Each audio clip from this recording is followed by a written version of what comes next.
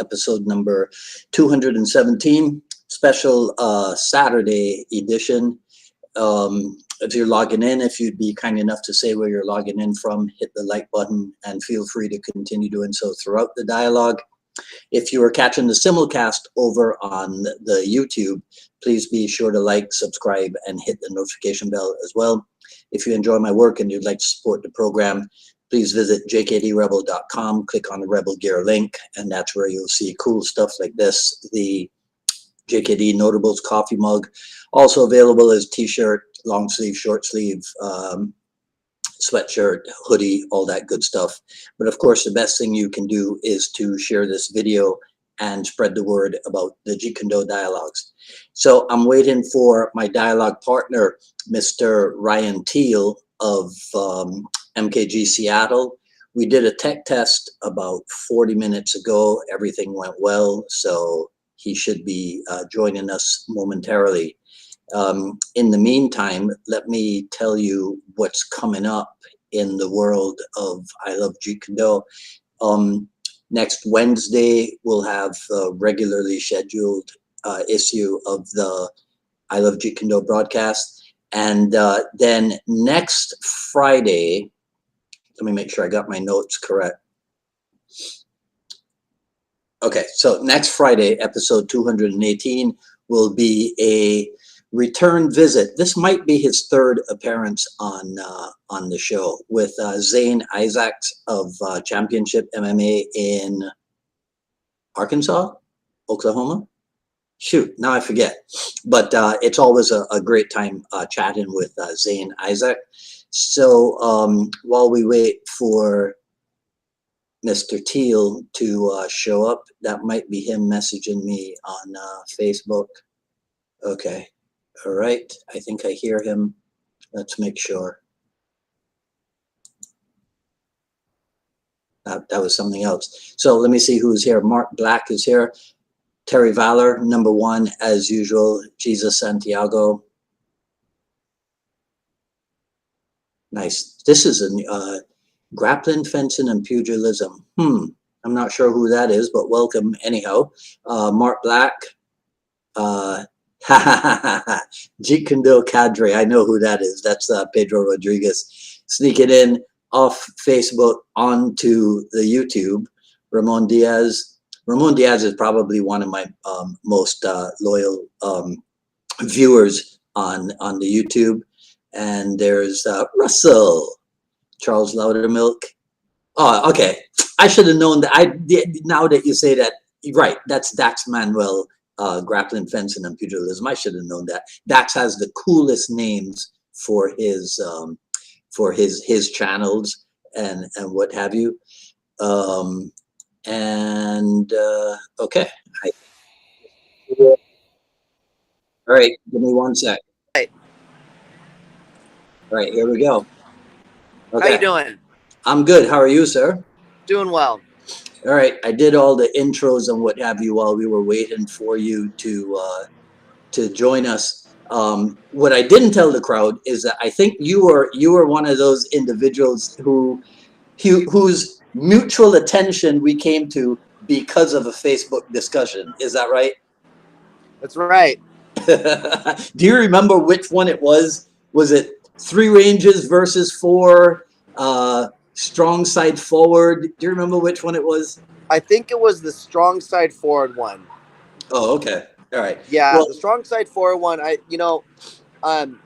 do believe, I really enjoy Discord with strong side versus weak side because I personally believe that everyone should be equally balanced. We all talk about preference, and you see me post before about preferences, right? I think we all have preferences, and we all talk I think we emulate what Guru Dan Santo talks about, maybe about preference, because he's like, oh, we might prefer pistachio ice cream or vanilla ice cream, but at the end of the day, you show up and they serve you vanilla ice cream, right? We all have these preferences. Life doesn't care about your preferences, right? It's just It's going to surprise you, and I think that everyone should be not my personal opinion, but like Guru Rick Faye and Guru Dan Santo believe that you should be well-rounded enough to be able to respond in any kind of situation effectively and efficiently. And I think that's kind of the root of JKD, right? I mean,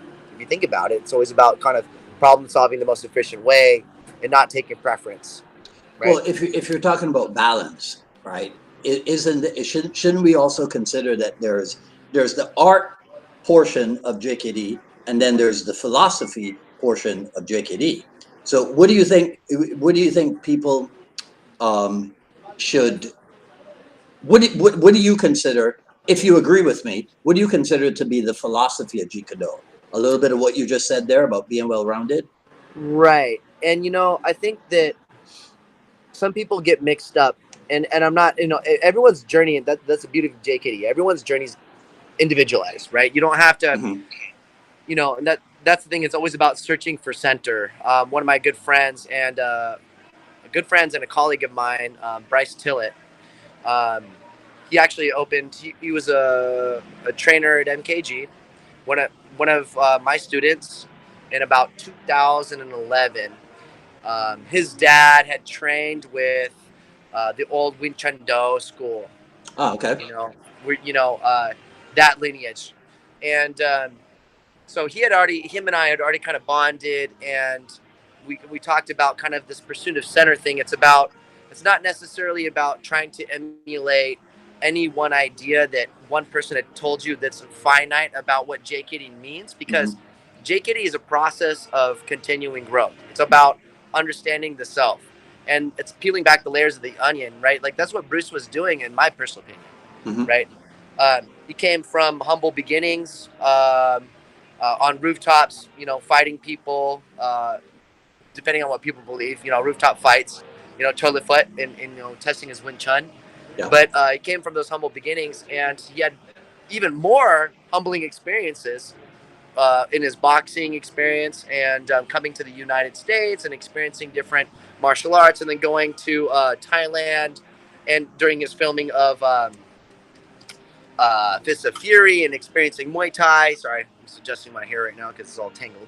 Uh, uh, okay, but I feel like he's had all these kind of humbling experiences to help kind of come back to the root of going, hey, what is martial art really about? It's really about, and I really believe what Bruce was after was like kinesthetics. He was really looking at self development in weight training. He was looking at it in nutrition. He was Right. looking at JKD through a lens of just personal development, not just limited to martial arts and like, oh, being strong side forward. It's always about fighting. And to him, I feel like what Bruce was emulating is like, how can I be the most effective individual that I can be? I can Mm-hmm. be a force to be reckoned with, right? Yeah. And not Right. be biased in any one sort of, one instead of, any sort of way. Yeah. So coming from it in that perspective, I think that looking at the philosophy of JKD and the pursuit of the execution of technique, or what people would say curriculum, I think that there are two facets. They're the same beast. You can't separate them. They're part of the same beast. You Mm-hmm. know, but a lot of people try to be, cherry pick things and make it about their own pursuit, and that's fine. Have your own pursuit, right? Do what you love. Do what makes you passionate about life, and that's fine. That's part of the JKD process. But Yeah. don't make it finite. Don't let that be the defining term of what JKD means, because it's Yeah. individualized. I mean, that's Tell where I us. come from. All right. Tell us about your pursuit. Where did you get started? Where and how I did you get started? I got started. My brother studied at the Wing Chun Do school down in downtown Seattle Mm-hmm. when I was, gosh, maybe like 9 or 10 at the time. And so I grew up watching him practice, the different forearm conditioning exercises on the swing set. So he was doing like, low bong sao, tan sao, exercise, the what is it, the high, low, high exercise, essentially like a Bisidario 6 count Yeah. with the forearms, right? Alternating sides, right? So, hey, cross training, little cross training there for you. Oh, no, that's not JKD. Right. Ollie's not Jake. Okay. But yeah, so I watched him doing those kinds of things and striking a focus mitt. He used to practice his Chung Choi. Um, and so that was kind of my initial introduction to JKD. I originally was introduced to JKD kind of in that sense, but also Way of the Dragon. I used to watch The Crow when I was a kid. That was my favorite movie, and I think that emulated. That wasn't. I felt like a kind of like a connection with that because of my life was in a very at that time. My parents were separated. You know, my brothers dropped out of school. They got kind of involved in drugs and violence, and so in my life, I grew up around a really unstable environment. Yeah. And I felt I think that's why I felt a really deep connection with the movie The Crow. Mm-hmm. And my brother was like, "You do know that Brandon Lee's father is this guy named Bruce Lee," and this Bruce Lee guy, and he's like, "Hey, check out Bruce Lee. I'm going to show you this movie called Way of the Dragon." Right. I was like, "Oh my gosh, this is so cool!" And he fought like Chuck Norris and the whole fight sequence. I was sold. I used to rewind and play that movie like crazy. Like that was my beginnings with JKD, was like kind of that inspiration. Right. And I really liked that movie because Bruce had directed and produced. He did the entire thing. That was Bruce's project. Yep. And no one else's hands were on it. And I really enjoy it because there's a lot of comic relief. There is some romance.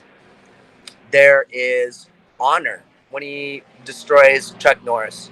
And Chuck Norris is supposed to be this force, and but he destroys him, and he shows this respect at the very end. Yeah. A guy that the classical man, this classical mess, and he destroys him, and he kind of chokes him out, and uses a lot of people kind of talk trash about his short choke. Everyone's like, "Oh, that's not a true guillotine," and I'm like, "Well, it's a short choke." Like CSW, that's a short choke. Shoot on a short choke, and it works. But some people will talk trash about that, and anyways, but yeah, she shows like respect to this guy because he was hired to come in and settle Bruce down. Yeah. And I just really like that because it shows honor and integrity in the art, regardless of the style. And I really enjoy that. So anyway, so that was kind of like an introduction to JKD for me as a kid, and my brother was a big source of inspiration for me in a really unstable environment. There's a lot of things going on. My brother Sam. He had, like I said, he'd been training, and I wanted to be just like him because my dad wasn't around. So that's kind of where my inspiration for JKD started. Okay. All right. And what about your physical participation in the training? So my physical participation in the training started in 2007 when I wandered. So my first, with JKD at least, it started in 2007. I started training in martial arts in 2004 at a Taekwondo school up the road from my house. I've always been interested. I mean, I was interested. Yeah, I was like, I've always been interested in martial arts, and I didn't have opportunity as a kid. And my dad, like, my mom has MS, and her condition changed pretty drastically when I was a child. And I was forced to live with my dad, and he kind of stepped in when he, and I really was interested in martial arts and asked him to get me enrolled. And so he's like, okay, well, there's a Taekwondo school up the street. Yeah. I was like, okay, well, it's better than nothing. Exactly. Let's do it. So I do have some spinning hook kicks and side kicks and all these cool things, and it was fun. It was great. But he stopped paying after 6 months of training, and he's like, if you really want to pursue it, then you got to show you're interested and get a job, pay for it yourself. Basically, without getting too much into it, my dad was always kind of the type to bite on more than he could chew, and I love him. I love him because he taught me a lot of lessons about being disciplined. He taught me a lot of lessons about self-sustainability. My dad's Cambodian, so he escaped during the Pol Pot regime, the whole genocide that happened over there. So I'm really grateful for his determination to escape and the sacrifices he made to come to the U.S. Right. But it doesn't roll over evenly with all my siblings, and there's some things I've griped with him about, but yeah, he provided that experience when I was a youngin, like 14, I think 2004. I think it was like 14 at the time, my freshman year, and that's when I got in Taekwondo. It was a lot of fun. And then 2007, my senior year, is when I found MKG, and because I was like, man, I like kicking and like martial arts. Like I want to continue doing this. And I just expressed my interest like, hey dad, there's a spot in Seattle that teaches JKD. Like he's like, oh really? And I'm like, yeah, it's like this place called MKG. And he's like, oh really? So they're teaching Bruce Lee's martial art there. And I was like, yeah.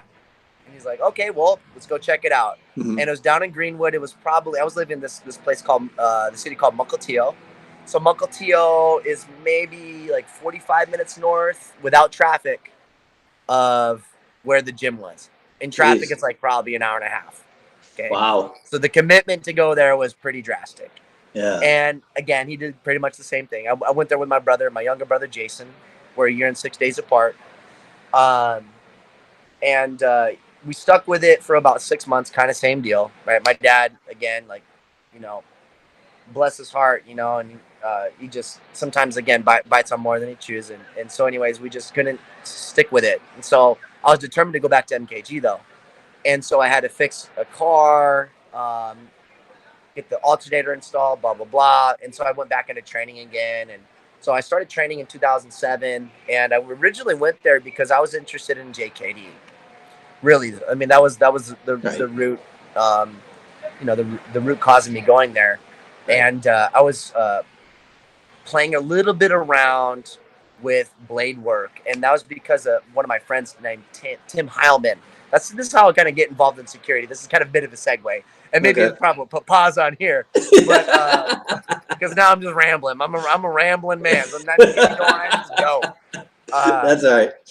But yeah, so anyway, so I got involved in 2007. Got introduced to Kali blade work from one of the senior students named Tim Heilman. And that's how I got involved in security. Now he trains in Atienza Kali, which is great. Okay. Atienza Kali is really great. But that's how I got introduced to blade work, specifically the knife. Mm-hmm. MKG had a policy where you had to do X amount of classes, like 10 classes, before you decided to specialize in this or that. And the 10 classes were the phase method, was essentially the Inasana method. Kali, right? The first 15 minutes is double stick. Next 15 minutes is single stick / close quarter combatives. Introducing the empty hand, right? Doing some hubud, doing some trapping progressions and takedowns into some control positions inspired from, you know, CSW or whatever, Shudo. And then doing Sabat and Junfen kickboxing into Muay Thai. So it was an hour and a half class that covered the vast majority of what is expressed in the mixed method. Right. So we did that. It was 10 classes before you could specialize. And that's kind of where I fell in love with MKG is understand. It took a little bit for it to marinate, you know, about what the process is actually about, which is attribute training. Is about being efficient in your motion and having heavy intention of what your expression is. And I soon realized that's what JKD is about. It's not about, in my personal opinion, it's not about trying to emulate what one person said, you know, when they died in 73. It's emulating the root of that, which is understanding the self. And it's about body motion. It's about expression of the soul. It's like dancing in a martial way. You know what I mean? I mean, everyone dances differently. So yeah. You know, what you just explained there about like the 10 lesson series and what have you is what will get you in trouble with some people, because it'll be like, but where's the Jeet Kune? Where's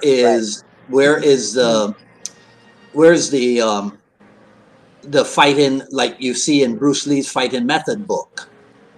Right. You see, because in the fighting method book, there is no Muay Thai, there is no Savat, there is no Kali blade work or what have you.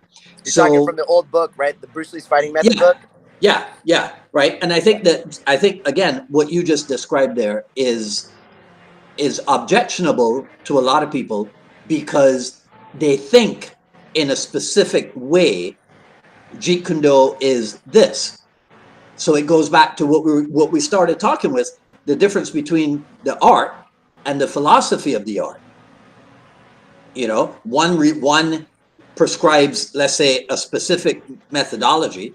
The other one prescribes finding your own methodology. Right. You know. Right. So I wanted to talk to you. So is it the Taekwondo background that that led you to your what appears to me to be your deep involvement in the Muay Thai and Savate? Nope, No. nope. It was a settling ground. I just wanted to Ah. move, man. I just wanted to kick. Yeah. Like, and that was what was close. My dad was like, "Okay, there's a taekwondo school up the road." I was like, "I'll take it." Right. I No, no, just want to no. kick, man. Right. You No, know? I mean after joining MKG.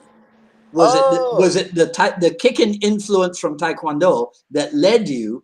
Because from everything that I see, oh yeah. you're heavy into the Muay Thai, right? The setting up I of the mean, fights yeah. and what have you, I mean, I right? think there's a. I think so. I hate to cut you off, but I think there's a great competitive nature in Muay Thai, which I think that. I mean, this can be a long tangent. I mean, this can be a very long tangent. Because my mind like can think 1,000 miles an hour, but my mouth can't keep up. Yeah, join the club. I believe that Muay Thai has a lot of beautiful things to offer. The infighting skill of being able to employ the elbow, yes, Hmm. right. We see that in also Panantukan, the employing the elbow in close quarters. Hmm. Now, how is it used? Sometimes a little differently. Sometimes they use the chip of the elbow to destroy the arm or cause immobilization or a temporary paralysis to be able to control the situation. Now, some people would argue, couldn't you just lead straight them and juke tech them to the leg all day? Sure, go for that, right? You can do that all day. Every art has a contribution depending on what the intent is, right? And this is where I'm going to Hmm. kind of segue into, what the intent is with uh, uh, daily life. Like if I want to be a JKD practitioner and be able to be efficient in my motion, to control the situation and be point A to point B and solve it, right? I need to understand that not every problem is going to end with me straight blasting someone or doing a Right. straight lead to incapacitate them so that maybe they fall and crack their head on the ground. Now I'm looking at manslaughter. You know what I Right. mean? That's not the kind of situation that I want to be in. Yeah. Sometimes it's about controlling the situation. Like I said, my growing up as a kid, I grew up in an unstable environment, Hmm. and fighting was a regular thing that I saw, like Yeah. between my siblings. My Yeah. brother, would put heads through walls and would bash in windshields, and I mean, there was holes in the walls everywhere. There's people rolling down the stairs regularly. It was like it was really insecure, and you know, uh, but yeah. So what I'm getting at is sometimes you care about people, and you don't want Right. to bash them in. Yeah. Sometimes you got to restrain them and talk to them. Ryan, I think that sometimes a lot of people when they argue about Muay Thai or discuss, I mean not Muay Thai, or argue or discuss JKD, they take out the personal experience angle Right, because the personal experience angle is what leads you to the decisions that you make about how you will approach your training, right, right? right. Yeah.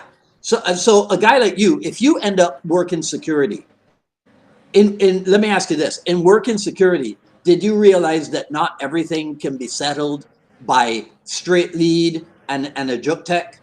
That sometimes you got to do control maneuvers. Right. Yeah. 100%.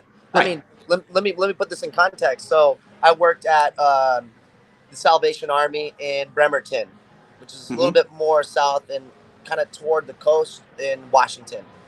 And uh, in Bremerton, the Salvation Army, these are people that are struggling with chemical dependency and are not all together. They have psychological disorders, right? They might be struggling. I mean, a lot of them are obviously struggling with housing, all sorts of things going on, right? And these are clients. They're human beings. They're clients, Mm-hmm. and they come in here and they're seeking uh, counsel and guidance because they don't have stability. They don't have guidance. They don't have none of that in their life. Right. But here's a resource for them to try to get their life back on track. As soon as something spouts off and they're getting rowdy and okay, I feel like I'm gonna intercept you on your emotional content and get you with a straight lead. Am I impacting the world in the way that I feel like is beneficial to creating a more unified world. I think Bruce, like we talked about, hey man, under the sky, under the heaven, there's just but one family, Hmm. right? I think that ultimately was his goal, is trying to express his the beauty of the Chinese culture. That was his root, right? He's like, this is Yeah. where I come from. This is who I am. This is what I'm Yeah. going to share with the world. I'm not going to let it limit me because I'm an individual. I understand more than that. His brother was a fencing champion, epee, in epee. Hmm. He's not going to limit himself to just expressing Chinese culture. Now, was he passionate about it? Yes. Was he talented in it? Yes. But is Hmm. he going to limit to himself on that? No, because he understands it's there's more to being an individual other than where your ethnicity lies or Right. your devotion to a culture lies. Is like, if you want to be a true individual, you're going to understand there's relationships you make, there's Yeah. dynamics within a culture and a society that you're going to assimilate to, especially him Yeah. coming to the US. He's got Yeah. to understand a whole different kind of society and culture and be able to be effective. Bruce said that. In I, order to I, be I effective, you think got to be relevant. I think we can say that he became quite American, I'm sorry? right? I think we can say that he became quite American ultimately. Right, He was still Chinese, but he was American also. right, right. He did have, he was a quarter German because his mom was half German. And Hmm. so there's a lot of, he received a lot of, I'm sorry, blanking of the word. Um, he was lambasted quite a bit. He was criticized. He was held back quite a bit. That's why he couldn't study directly under Yip Man. Yeah. Um, you know, and so I kind of feel akin to that. I'm half white, half Cambodian. So I Right. have Cambodian friends. They're like, "Bro, you're Cambodian?" I'm like, "Yeah, I'm half Cambodian." They're like, Yeah. "Really?" I'm Yeah. like, "Yeah." I'm like, "Oh, jum rip so my day." They're like, "Oh, what the?" Kind of caught off guard. And I speak a little. I don't speak Khmer that well because my dad whitewashed me. He was like, "Why do you Okay. want to speak Khmer? It's like the most useless language. Go learn French. Go learn English. Go learn something else. Oh my That's going to be God. more beneficial to you." I'm like, "Well, I Right. just want to understand myself. I want to Mhm. understand you. So when I'm in the car and you're talking to your friends on the phone and you say my name, yeah, I want to know what you're talking about, bro." Like, you know what I'm saying? But I understand some things, like obviously, put your shoes on, go take a shower, come eat food, like this, and that. But Yeah. there's something to be said about understanding your roots, and this is why Grudan and Asanto gets criticized so much about influencing JKD with his collie. And it's, what, he's a man. Hmm. He's a man, sure. He represents JKD because he's helped carry the torch, but he's a man. Don't ever forget it. He's not. He doesn't have to be. You can. We have this, like, this. I feel like this nature about, and especially in JKD, about pegging people as like, oh. I'm just gonna use Bruce as an example. Like, Yeah. Bruce was a man that observed an idea that he liked to express as JKD, and he used the term, and he became a highly effective person, and he expressed certain philosophical ideas with uh, backed by science and kinesiology that were really good findings, great findings. But is Hmm. everyone Bruce Lee? Is everyone attributed the same way and the same genetics as Bruce is? No. Does that mean you can't train Right. JKD and can't use the same methodologies that he did? Not saying that at all. Some people say that, I'm not citing specific instructors that have videos on YouTube that say that why Guru Dan and Santo is wrong, but you know, uh, sorry, These things uh, exist. but yeah, those videos exist out there. Oh my goodness! I had no idea. But all I'm saying is, like, we kind of vest, like, as if that we put these people up here like these icons, like, oh, you're a star, man. Like, remember Bruce talking about, oh, I don't really like the word star, man. It turns Yeah. me off. I'll tell you why, right? That whole thing with his interview. And it's like, just remember, these people are human beings with real lives, Yeah. and we're real human beings with real lives. We just got to let ourselves express it. That's okay. Life is a journey. We're just going, man.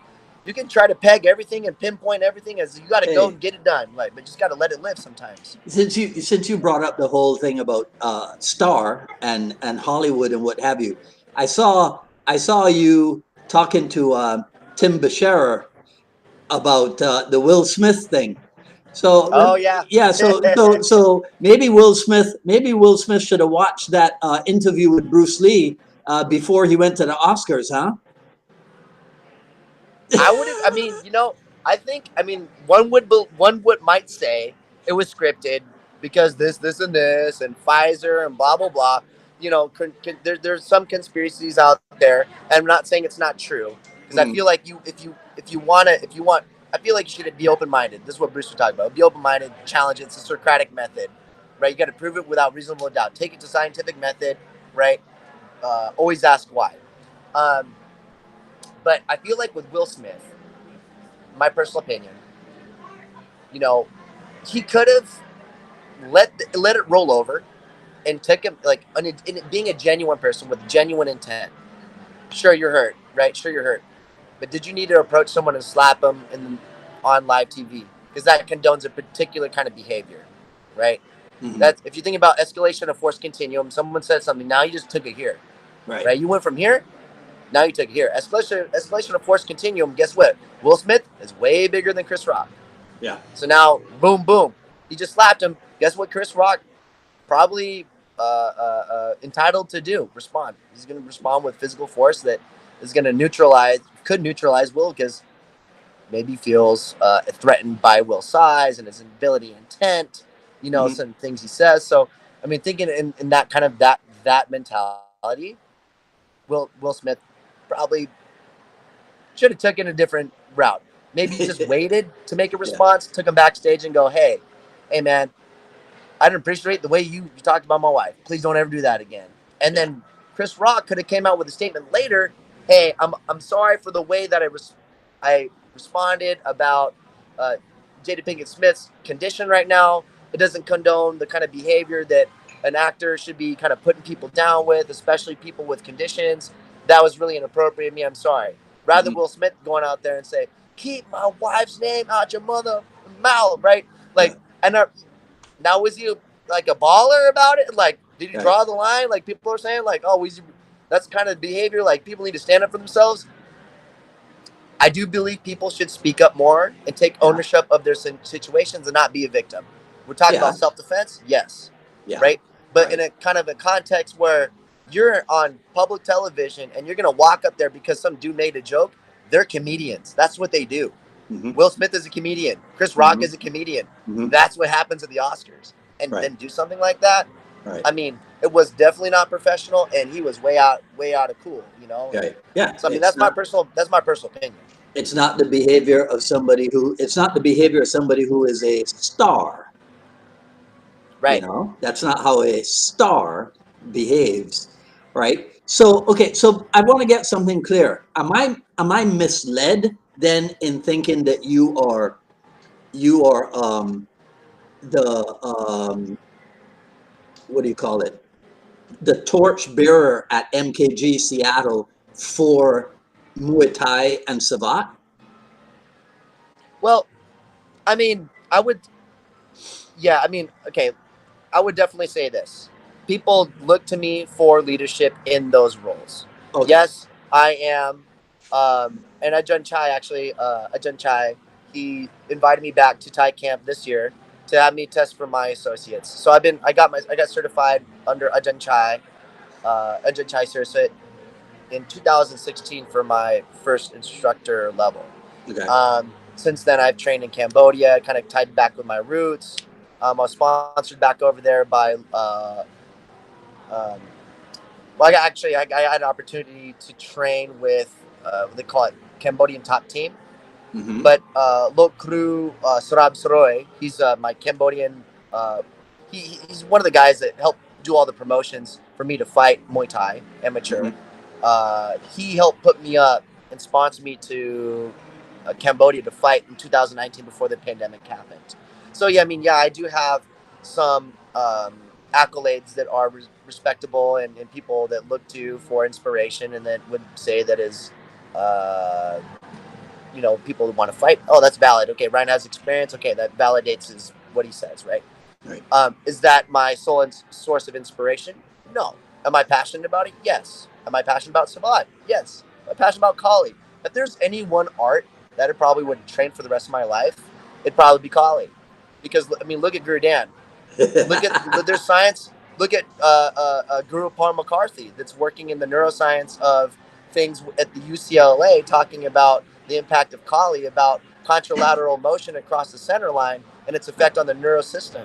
you know, and how it really helps combat things like Parkinson's, degenerative neuromuscular conditions, Yeah. things like that. There's just the body was meant to move, and Kali does a really good job at moving in a lot of different ways, especially contact reflex. I mean, Hmm.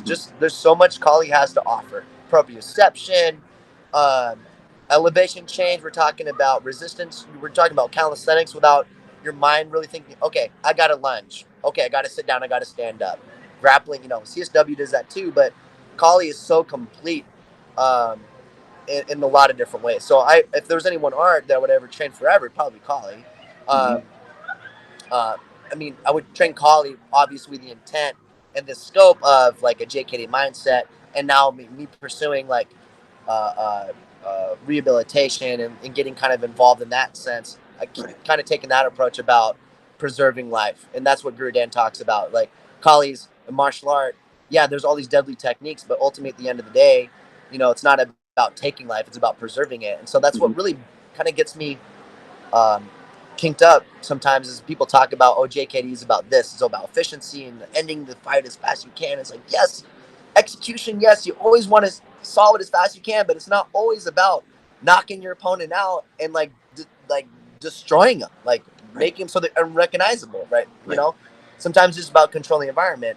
Um, Looking at Savat and the unfortunate pass, you know, the unfortunate recent passing of Professor Slim Asley, um, you know, looking at that lens, yeah, like Savat is really great at creating space and keeping the distance and using it like just like the jump tech, and being able to be mobile with the footwork. Like, why do you think Cedro Bruce referenced Savat so much, Yeah. or at least referenced Savat in the Dallas JKD, and also looking in his notes, there's a lot of the way he turns his heel over, the way his body leans. Some people say Yeah. like don't lean in your side kick. Some people say lean in your side kick. That was a whole other discussion too. Yeah. Recent discussion about leaning in your side kick. Did you see Um, did you see the comparison video that I did? Um, because somebody put up the historic the vintage black and white box française video, right? right, And arms out, grabbing. yeah, Yeah, yeah. And then I found the clip of the back of the restaurant fight scene, right? Probably, I think it might have been fight scene number 2, where Bruce Lee does almost exactly the yep, same motion to deliver the sidekick, complete with the stamping down of the lead leg and then slide in and kick it. Identical to what the Savat guy was showing yep, in black and white in the 1930s or 40s or whenever they filmed that. yep. And I thought to myself, well, right there, why is there any further argument? It's obvious. It's documented and it's shown and it's executed. Like, and that's the thing is like the way I feel is some people will preach from preference or preach an ideology, but again, it comes back to, you know, even if Bruce did express an ideology, he wasn't perfect. Even in all of his executions of him learning about himself, you got to Mhm. realize that him demonstrating and him training, he's figuring himself out. He's Yeah, refining his kicks. There's gonna be yeah, examples of Bruce where he's breaking posture. There's gonna be examples of Bruce where his positioning isn't 100%. And I can right. guarantee you, his training partners, all of his students would probably say that. I mean, obviously Bruce was untouchable. They say it all the time, but if you, I can guarantee you, in his progression, by the time he landed in Seattle, he learned a lot. And I'm sure there's times where he wasn't 100% on, and that's Hmm. fine. That's just that's part of being human, Yeah, and it's okay. It's okay to fail. It's okay to not be 100%. That's right, what being human is. right. But looking at it from like the context of Savat, you know, I think there's a lot that Savat offers, and it actually, if you look at the old pictures of Box Francais Savat, their guard old school John L. Sullivan style, arms extended out like this, English boxing, right? That's where they got the boxing from, English boxing, Hmm. right? It looks a lot like the Wing Chun guard, and I think, you know, Bruce looked at it, and if you look at older footage of, I think it's Charlemagne, some of the things that he did. I can't Yeah. remember who it was 100%. Um, citation might be incorrect, so forgive me. But some of the boxing method, the way that they would parry and hit, looked like a lot like Pak Sao Chung Choi. It was a vertical fist. The hands were on the center line. Their position was back. Their lead leg was ready, cocked, ready to intercept with a fouette, right, Hmm. or chasse, any sort of technique they needed.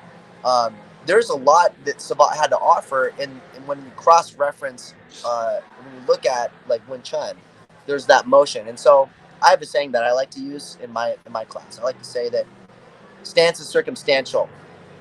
You're, you're moving when combat's happening, when combat's going, and especially when you are taken out of surprise, when you're taken off guard.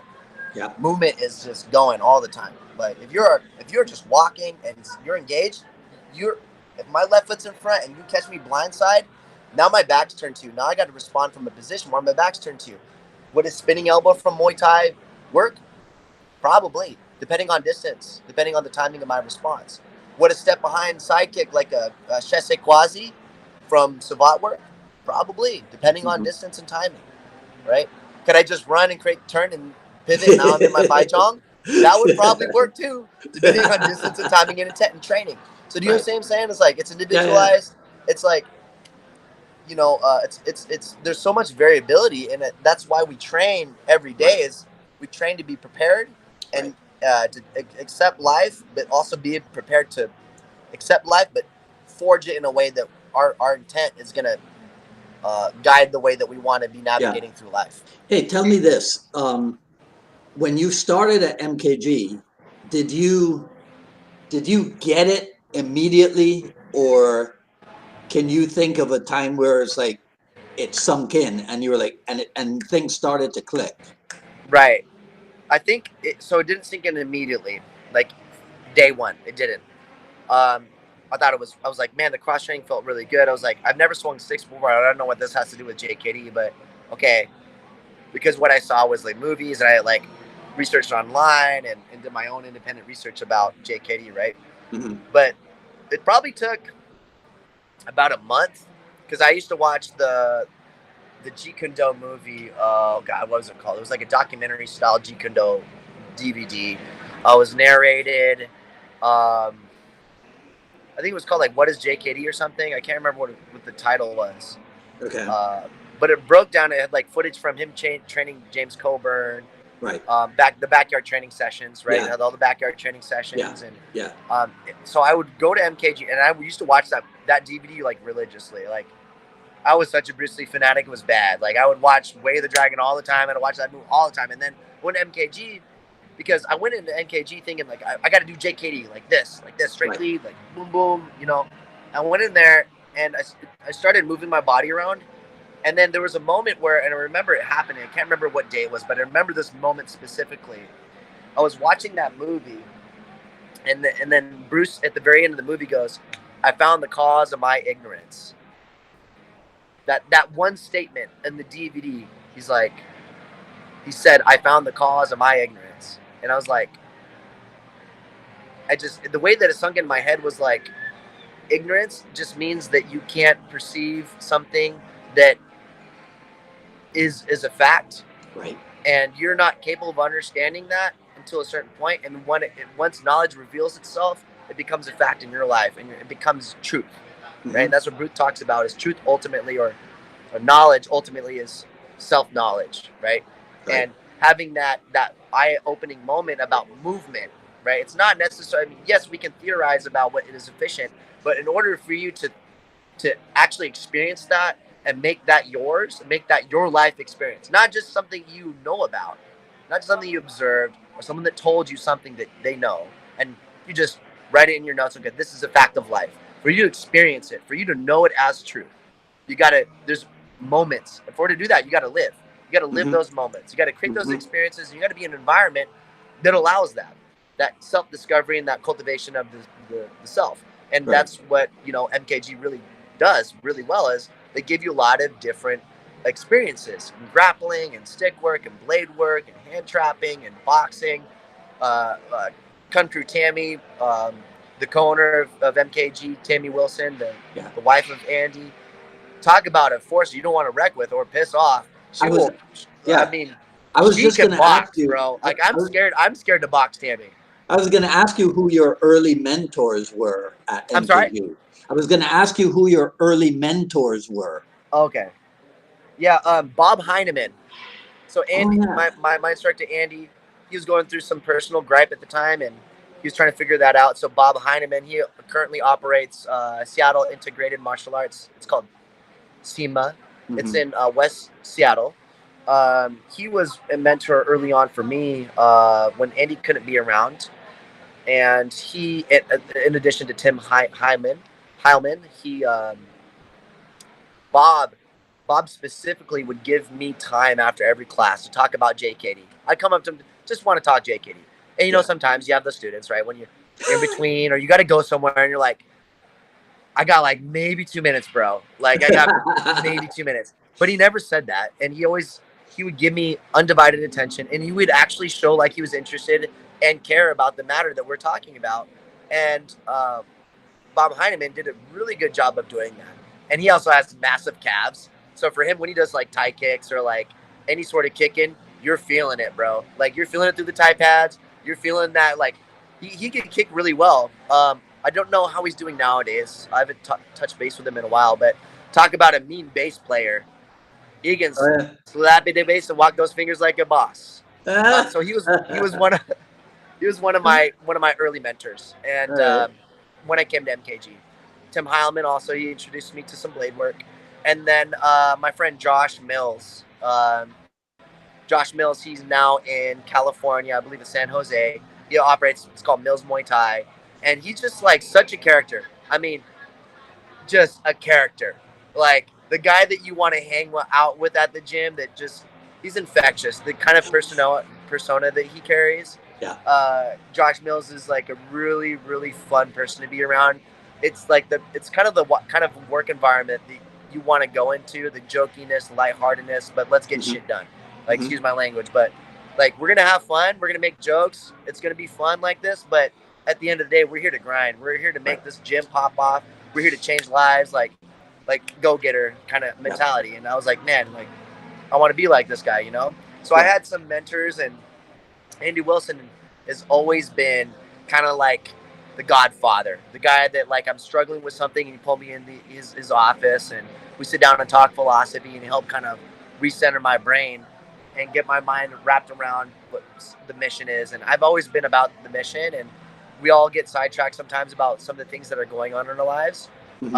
And sometimes he speaks some really good philosophy, and he's man, talk about a bookworm, talk Oh about God. Yeah. uh, Andy Wilson has an amazing library. Sometimes he's a bit of an introvert, but he is once you crack the ice, once you get him in an environment Right. he's comfortable with, Yeah. he's just such a wealth of knowledge and such a soft heart. Yeah. So I mean, they're all really amazing people that help forge my I don't know what I'm trying to say. They just inspired me, bro. Yeah. Hey, do you see a noted difference in people who get started nowadays? They get started now in martial art.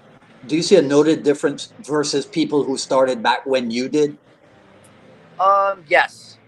Yeah. I think. I mean, let's be honest, man. I mean, every market changes, and the Hmm. interest changes, and the marketing strategy or what's going on in the world, what information, the resources that are available to us. Everything is always changing, Hmm. right? You got to be up with the change. You always got to be relevant. Bruce said you always got to be relevant. If you want to be change, you want to be strong, you want to be impactful, you want to be powerful, you got to be relevant. And that's always times are changing. It's always going to change. We got to be with it. But looking now from then, yeah, I mean, it's definitely different. Now people are always BJJ and Muay Thai and boxing. And Yeah. if you look at Lomachenko, though, and Vasily Lomachenko, his training. Have you ever seen some of his training footage? I have, yeah, but I'm not one of those that jumps on those bandwagons, to make sure that Right. right, because unlike you, I don't care to be relevant. I'm old. I'm crotchety. I feel you, and it's okay. I actually don't follow MMA like at all. Right. Like I don't follow MMA at all. I don't hardly follow boxing. A lot of people are like, Yeah. oh, so you teach martial arts? Well, did you follow this fight this last week? And I'm Right. like, bro, I don't even know who the heck you're talking about. Like, Yeah. I know that other guy that fought this last weekend, but I don't know this upcoming guy. Like, I don't follow like that, and I get pegged, because when I coach, I like to post videos that are relevant, that are going to help drive traffic Right. to people coming in. And Yeah. now one would say, hey, is that destructive to a JKD mission? Is that destructive to the idea of what JKD is? And when I look at it, I say no, because ultimately I'm trying to cultivate an experience where knowledge reveals itself, and people come to me with problems. It's like if they're going to come to me with problems, I want to help give an environment where knowledge reveals itself. That is going to answer that question in its own, and you're going to come to me with a different question, or even come to a different conclusion where it's going to support something like, oh wow, my Jeet jig tech against the rear leg round kick, the rear leg now tech is like a teep to the hip. It's like teeping the leg. Right. Wait, no, that's Muay Thai. No, it's JKD. It's motion. It's timing. It's body positioning. It's intent. It's principle. Like, you can call it what you want to call it, right? But at the end of the day, it's like you got to be able to timely situate your body to respond to a stimulus in an effective manner. That's it. Right? And resolve it. Like, that's the end. That's it. Like, call it what you want to call it. Call it Muay Thai. I don't care what you want to call it. Do what you do. But the way that I look at the lens is, I'm here to help problem solve what people's goals are. If they want to lose weight, I'm going to help them out with losing weight.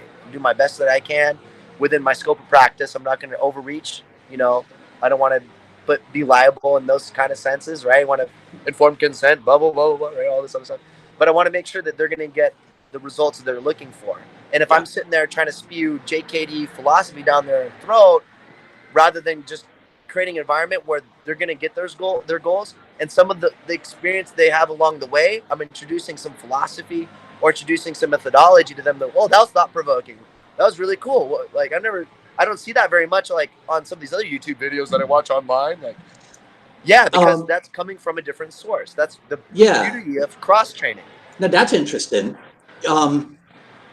So two things. One, what you just said. So can you tell us about a cool trick or even a secret or something that you discovered on your own that you now pass on to others? Gotcha. My own self-discovery.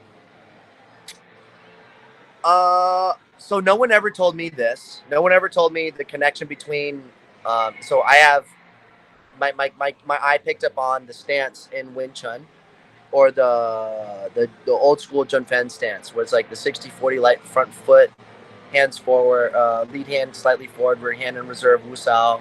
You have Wu Sao, and you have Mun Sao in front hand, right? Inquisitive hand. And weight on the back. And I'm looking at that, I'm like, okay, and I'm feeling it, like learning trapping progressions, looking at classical Wing Chun. And it makes sense because you're poised on the back foot, your front foot's light to intersect. And then I look over and I'm training Muay Thai, right? I'm like, Muay Thai is the back stance, the defensive stance, which is like pretty much 60-40. Weights on the back, front foot's cocked, ready to intercept. Hands are in guard, lead arms slightly more forward to probe and or shield, with like they call it the long guard technique, right? The long arms extended, the rear hands in reserve, either protect against the jab, or right hand here to against the hook or the high kick, right? So I look at that, I'm like, other than slight modification of this rear hand, it's pretty much the same position. And I'm like, that's what I come back to earlier. I said, one of my favorite sayings I have in class is stance is circumstantial. It's because you're looking at weight distribution and postures and time and motion. Right. And it can be fighting and fighting or sport fighting, whatever you want to call it. Sometimes it is constantly in motion. Sometimes you're moving and adjusting range rapidly. Sometimes it's small. Sometimes you feel a kind of tension between you and your sparring partner. Like, I think we've all been there before. We're sparring and we're just about to strike, but both of us are kind of just moving a little bit, but not really changing position.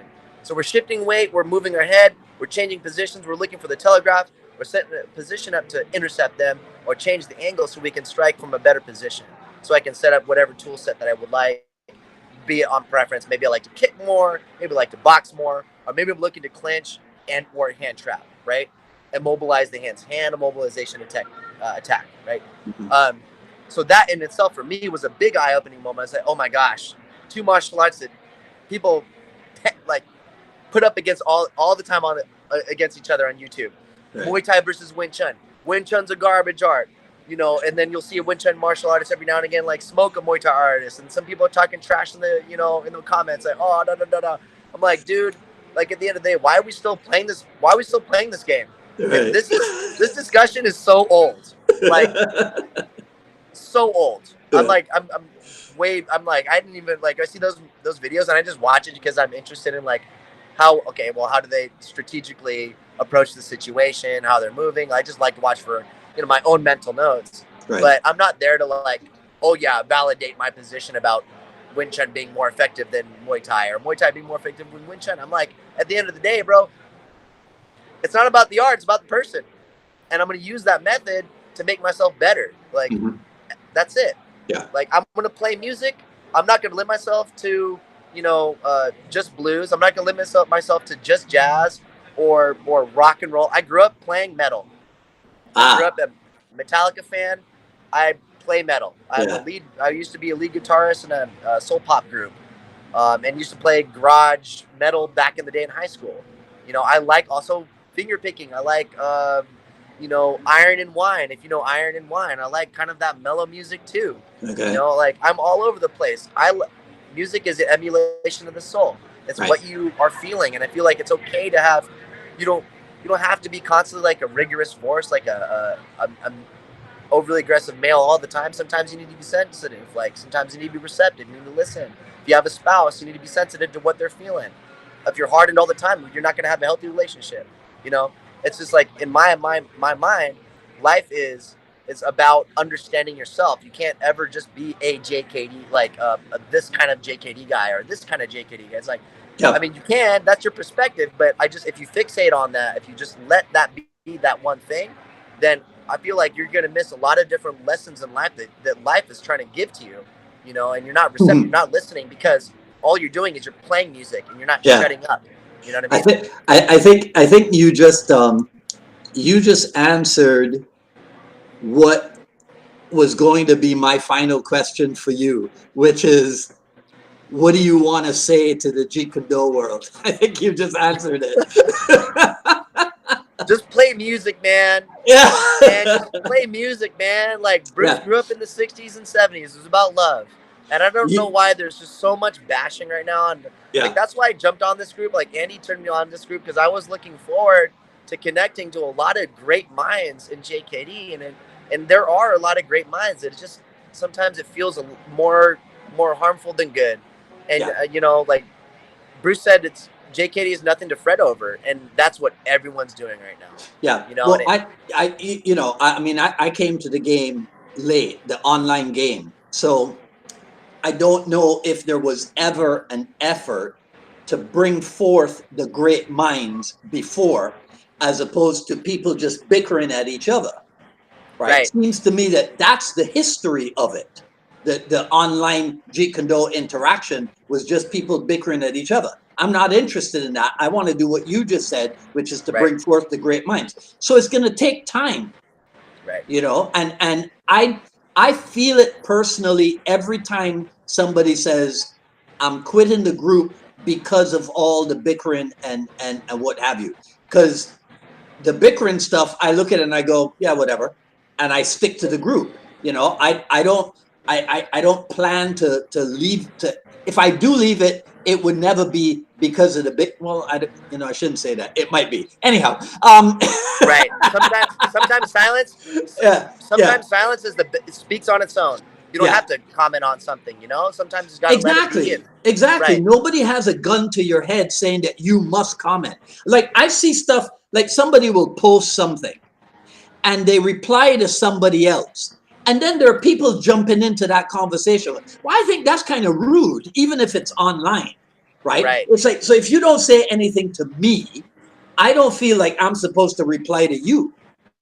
Right. You know what I mean? Now, if I get tagged, if I get invited, then, but otherwise, well, I'm just watching or listening to these two guys talk. Yeah. It's like being the fly on the wall. Yeah. Yeah, nobody's Yeah. talking to me, so I don't have to participate in it, right? So tell me again. So you're in Texas now, Yeah, I'm in Texas right now. I'm in San Antonio. doing what? I am. So I took a new career opportunity. I'm interested in, like I talked about, recovery therapy. I've always been interested. I really believe Bruce was after kinesiology. He was studying kinesiology and nutrition. And I feel like, honestly, I really feel like Bruce knew deep down inside he was breaking down. He had his back injury. He was taking Yeah. steroid injections, and some people would say more so than was recommended by the provider, and probably not supervised by a provider. And there's some Hmm. people that say things like that. And but I think Bruce was really after about, he was obviously about this JKD process, about understanding the self and honestly expressing the self and being the most, Yeah. being as effective as you can. But also, I think he was really looking at like uh, totality in life. I think he was really looking, within his nutrition and stuff. And when he started later on, I feel like his next endeavor would probably be something like PT and recovery, because martial arts is it's strenuous. It's not. Yeah. I mean, if you look at especially Thai boxing or impact sports, or just if you get in a competitive situation and you get struck or an injury, like just a one-time injury, you get a fractured collarbone or these things, like it's gonna affect you later on. And that's the thing about Guru Dan, is like Guru Dan had I hate to say it, it sounds really like weird, but he had the opportunity to get old. I mean, he had the opportunity to understand that the Yeah. body is going to break down, and you got to adapt your training to reflect that. Right. And the regeneration, and Guru Danasana talks about how Johnny Lacoste was like a healer, and the amazing feats of oh gosh, what am I spacing? Oh man, in Hawaii, you could strip Oh, coconut husk with his yeah. hands. Why am I spacing? Grandmaster Floro Villarreal. Villabrea, yeah, Yeah. Grandmaster Flora Villabrea. Sorry, Yeah. I don't know. Okay, That's right. been talking for a while. Verbal vomit. Okay, but yeah, I mean, ultimately, like the highest. Guru Dan talks about this. The highest level of art is healing. Is the healing art. Yeah. And I definitely believe that. Like, leave the world in a better place you put it. And that's why I'm here in San Antonio. Is like, my mom, she has MS, and I, watched her health degenerate over the last like 20 years of my life or so. And my mom hasn't known my name for like basically more of my life than I can remember. Like, Oh man. That's and rough. and I've actually found her when her life situation became drastic, when I came home from school one day, and left that morning. She was totally fine and came back home, and the only thing she could do was move her eyes, and I had to call an ambulance and all this stuff, and it was pretty rough.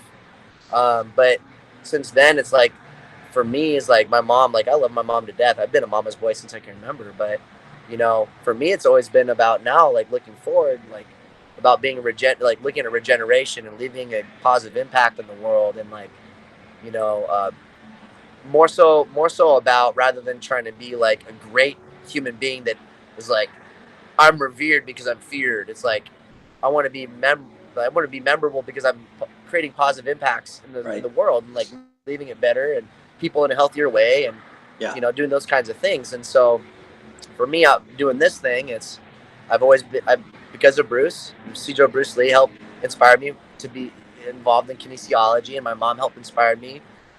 Kinesiology and martial arts. And my mom inspired me, uh, just through her.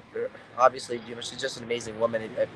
People that would meet my mom, she's so infectious with her love and her enthusiasm, her goofiness, and obviously because her condition, it's like life is very finite, Yeah. and so that's why I'm here. Is like, I want to help contribute back to people's well-being, and JKD can be a process of that, because it can help out with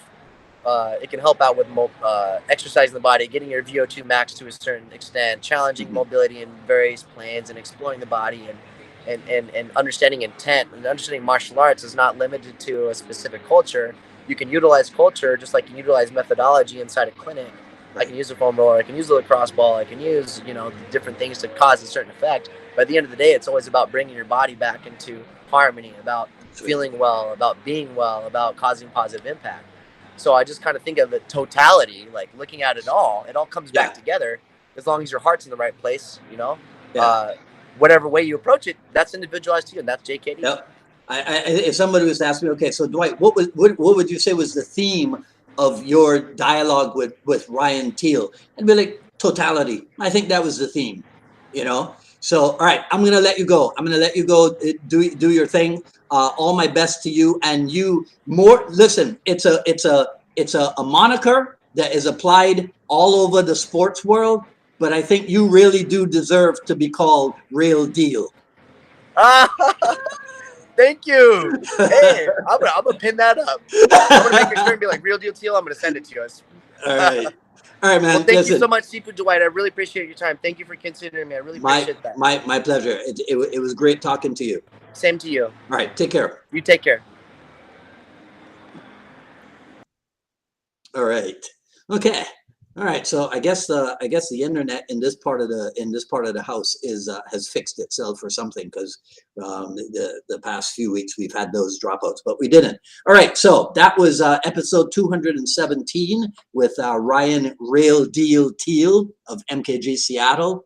So you can find him on Facebook, facebook.com/real.deal.teal. Okay, and that's it. So feel free, share, like, comment, ask questions if you want. I'll ask Ryan to go through the comments and see if there's anything that he or I need to answer. Follow me on Twitter at Dwight Woods and on Instagram at Dwight D. Woods. Remember that at paypal.me/unifiedma Miami. Yeah. PayPal.me/unifiedma Miami. You can find the Jeet Kune Journey Volume 1, the raw but edited version, right? So once you just order that, $9.95 for the PDF, and then I just email it back to you. It will soon be available as an Amazon Kindle book and also as a paperback. What was the other thing I need to tell you? Okay, so remember, next Friday will be episode 218 with Zane Isaacs of Championship MMA. That's a guy that I love talking to him. I love the way his brain works, right? And so that's it, right? So you guys have a great weekend.